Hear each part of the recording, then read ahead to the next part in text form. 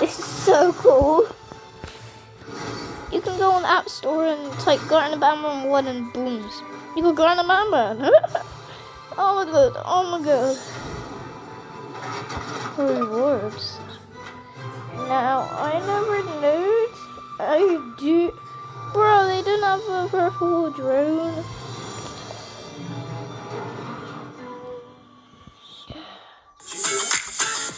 Okay.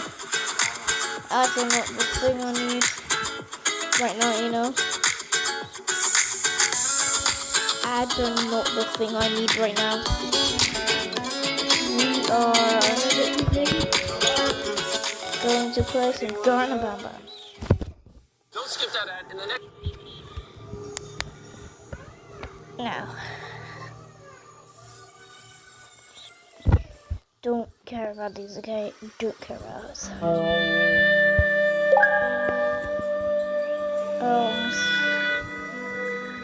I never played Garten Bamba. Let's go. Wait.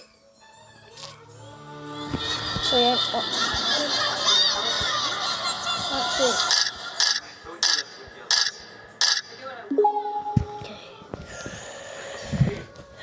A pillar bird is the most scariest thing ever. Whoa! So cool. When are we gonna see like Captain Fiddles? Nothing. Okay, this is how you jump. That's running right now. Wait, pause. Pause. Pause the gameplay. We need to go to settings. Graphics. The best. Brightness. Alright, apply. Apply. Where is it? The game. So good. It. Whoo.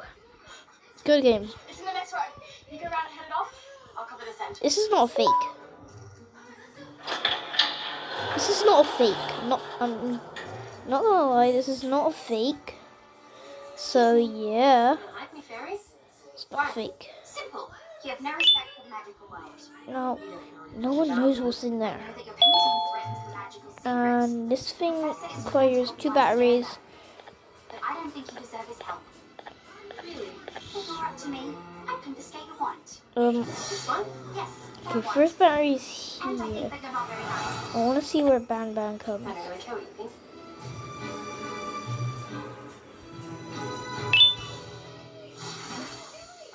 And the battery's just there. No! Ban Ban ain't here, is he? This takes skill. Well, how's he watching us? Through the cameras? Phone? Yeah, you got the skills, sis. Yeah, try and go there. Hello, Germany. Okay. Don't forget to pick up the noise. And that's how to teleport in. Like, go to there. I never played Garden Bamba, and I only watched the things, you know. So, how are you finding all this? I think it's Click great it. that Professor Maxwell gave you the opportunity to join our class. Do you think I deserve to have my wand taken? Well, you have. Bro, I said It's not really your fault. go and get it. The same training we I have. said go and hit the button. Okay, I was clicking the wrong thing.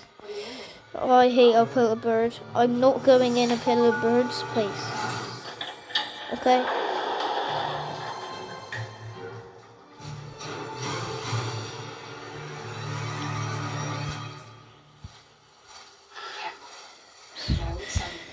Oh god.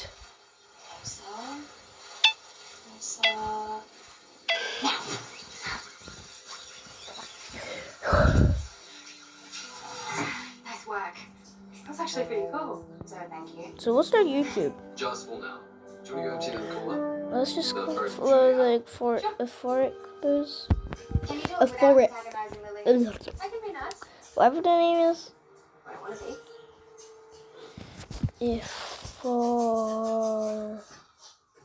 Wait, what if I just do Sin. Help. Taylor Bam, gone bam. totally. Bam, bam, bam. Totally what, Peter? No, no, no, no. People. Alright, let's just do it for Peter? bros. What's up, Lana? People. Peter? For How bros. did you get in there? Bro.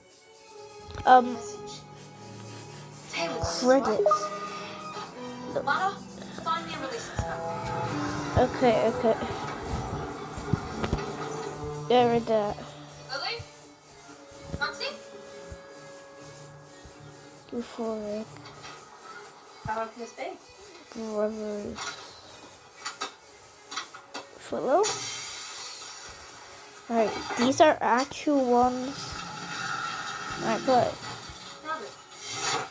Gonna bam. These Lily? better be the right people. Roxy? Uh, Lily? euphoric.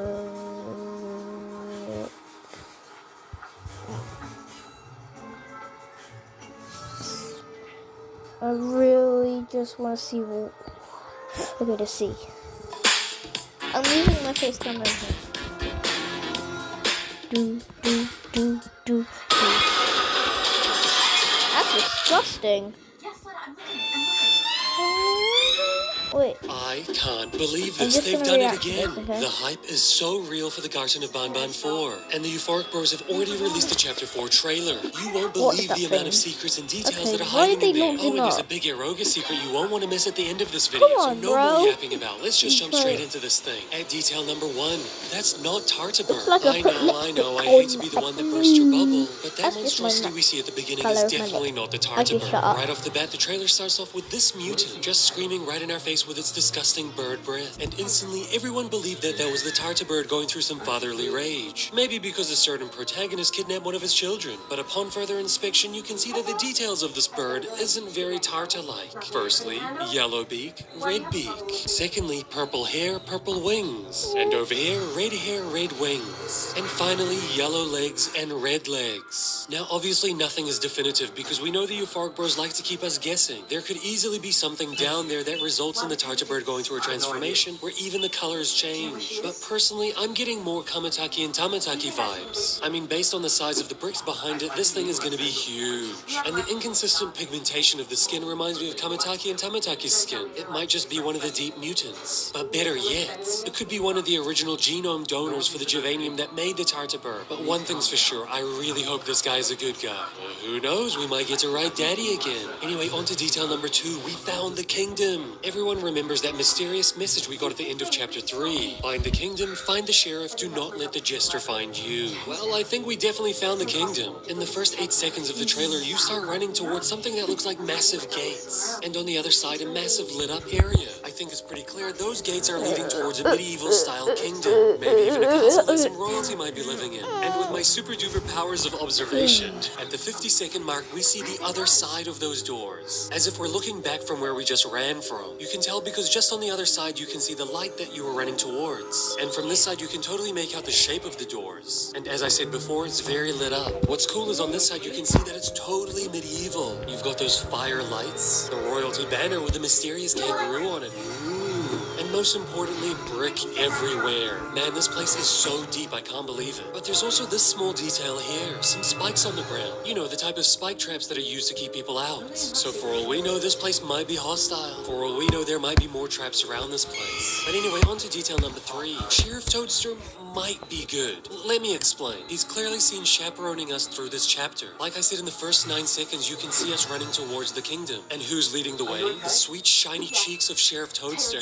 And as as we know, that's our mission for this chapter, to find the kingdom. So if he's leading the way, that must mean he's good, right? And then again, we see him over here. He's got that creepy smile all the time, but it seems as though he greets us early on in the chapter since we still have the baby bird with us. And the way he's walking seems harmless. Basically, all evidence we've seen of the sheriff so far is good. But let me remind you of something. He's one of the 2 mascots that definitely got cut off. Remember this list in Uthman's office? Him and Nab Nab took the first cuts. And as we know, Nab Nab is super jaded, kinda always on the edge of killing us. And chapter 4 is deep down in the facility. And that's the first time we see the sheriff. So there's a chance he's jaded as well. But that's not the main reason why I think he has the potential to be a bad guy. So let's go into detail number 4. Everyone is in prison. Something you would have noticed straight away is that there's some of the mascots that we know and love but incarcerated. They're sitting in empty rooms looking depressed as hell. Those are their prison cells. You can even see Jumbo Josh's biggest asset, his hands, being locked up. They seem to be chained in these barrels so that they can't escape. And Slow Celine seems to be evicted from her shell completely. But this isn't the first time we've seen a jail like this. Remember Sheriff Toadster's minigame? Where our mission was to get 10 criminals and put them behind bars. So does that mean the big old sheriff put these guys in here as well? For some reason, he may have deemed that the mascots are criminals as well. And I guess they're not necessarily good guys. We've had mixed feelings about them in the previous chapters. But seeing their sad sights makes me think that maybe the sheriff is a bit more evil than we think. This is one of those details where I hope I'm completely wrong. But anyway, on to detail number 5. The mean kids bite back.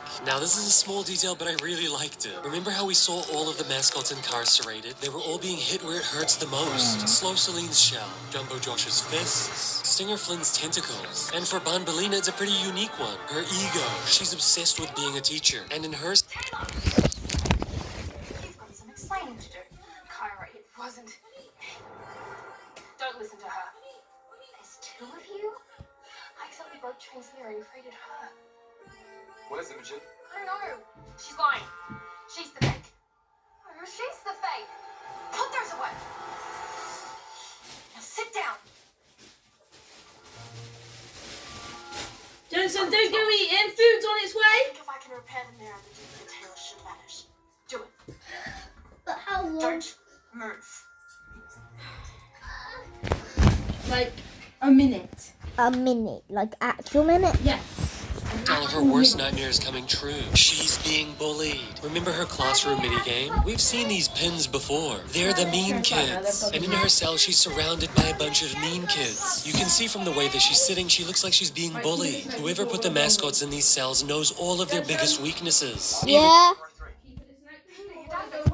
Yeah, For okay. Banbaleena, they're just inanimate objects. Roxy? Yeah, got it. Oh, yeah. Yeah. I will. All of their biggest weaknesses. Even though for Banbaleena, they're just inanimate objects. Anyway, on to detail number 6. The Jester imprisoned everyone. Now I know this is going completely against my previous theory, but as I said, there's no definitive answer to any of these things. There's only theories on what could possibly happen. So I want to make a callback to the previous trailer. When we see Stinger Flynn finally wake up from his fight, the first person he sees is the Jester, and he has a surprised look on his face. And now the next time we see Stinger Flynn, he's in a prison cell. I know I said Sheriff Toadster owns the cells, but based on this line of events, it could mean that the Jester just used the 62. cells. Stinger Flynn has immense power, and he's huge, but it seems the Jester found him at his most vulnerable point, right after his big boss fight with Jumbo Josh. So it makes the most sense that the Jester exploited this scenario and put him in a prison cell. But there's one other thing I'd like to know. In this massive new trailer, we don't even see the Jester, so we don't have a full idea on how big he is, how strong he is, or what he actually looks like. But one thing's for sure, I think he's evil as hell. And I could see him totally doing something like this. Anyway, on to detail number 7. The blue mushrooms. Now we see one snip of this in the Kingdom area, but I'm willing to make the theory that this has something to do with Juvanium. As we know, the different chapters go deeper and deeper into the facility, and it's believable that things are going to be man-made deeper in the facility, you know, like the Kingdom. But seeing something as organic as a mushroom doesn't fully align with that. We also know that the root of Juvanium comes from deeper inside the facility as well. Could this clearly organic substance have something to do with the root cause of creating Juvanium? And it's pretty clear that the king and the queen of this kingdom have a lot of power in this world. Could it be that their power is sourced from them having the natural resource right there? It also might explain why there's random mutants down there. They could be gobbling all of this pure Juvanium right up and turning into these freak shows. And that blue hue is very Juvanium-like. Anyway, on to detail number 8. There's more to the Jester than meets the eye. Now, this isn't a new thing, but the Euphoric Bros also like to add secrets within their thumbnails. And the first thing that I noticed was that in the thumbnail behind Sheriff Toadster, the Jester is mighty wide. I highly doubt they did this for no reason. I think the Jester has some powers that we haven't fully seen yet, like the ability to split in half and maybe turn into two beings. One being the happy side and one being the sad side. It could be just a graphic design choice, but they usually do these things for a reason. It could be why the Jester is such a formidable force. Maybe he can split in two and take on mascots together. But don't worry, in the next chapter we'll murk his ass. Unless there's more secrets to him and he has more powers, but we'll cross that bridge when we get there. Anyway, on to detail number 9. Queen Bouncelia is in the thumbnail. Now, I didn't find this out via any editing tricks or anything like that. There's nothing hiding in the black darkness of the background. That's just clearly her tail. I easily dismissed it when I first looked at it. The color was too similar to the blue of the Jester, so I just thought it might be one of his long fingers or tail. And then I thought it might be a blue Stinger Flint tentacle because of the size. I mean, we've seen tentacles on the thumbnails in the past, and they've been true to the scale. So then I looked a little bit deeper, and I noticed that the color was actually slightly different to the Jester, and more similar to a certain Queen Bouncelia. That's actually her kangaroo tail, and I feel like it also reinforces another theory that I had, that she's huge. But I've got more to say about Queen Bouncelia in this next detail. Detail number 10, she's working with the Jester. The final clip within the trailer shows us a room within the kingdom. We can tell it's the kingdom because of the brick that I mentioned before. And just in the distance you can see a gate with a lit up area behind it which looks like the outside of the kingdom. And then we see the throne with Queen Bouncelia's ears and tail showing her true scale. I didn't mean to rhyme, but it's clear that there's a massive corridor between the outside and the inside. And then I started thinking, this is exactly how it was in the medieval ages. The king or queen would sit on their throne, and then the peasants would come to bring offerings to beg or ask for forgiveness. But there's another thing that would happen in this scenario. A jester would come and entertain the royalty. Uh-oh, it's all coming together. The jester works for the queen, and because of this, all of his efforts are to entertain her. We even see this mysterious message on a whiteboard saying nothing is funny enough, probably referring to the person that matters the most in the kingdom, the queen. As the jester continuously fails, his efforts might get more and more drastic, along with his potential offerings, like, for example, offering up the mascots from the upper levels. And that could be why they're imprisoned. They're offerings. But I could be completely wrong, and I totally accept that. And I've got a secret 11th detail, and it has nothing to do with the Garden of Banban. Your boy Arrow has taken the lead. A bit of a life update, but I finally quit my day job. I'm now a full-time content creator, and it's all thanks to you guys. I appreciate your support so much, and that juicy content is going to continue coming your way. Down a bit, both of you, please.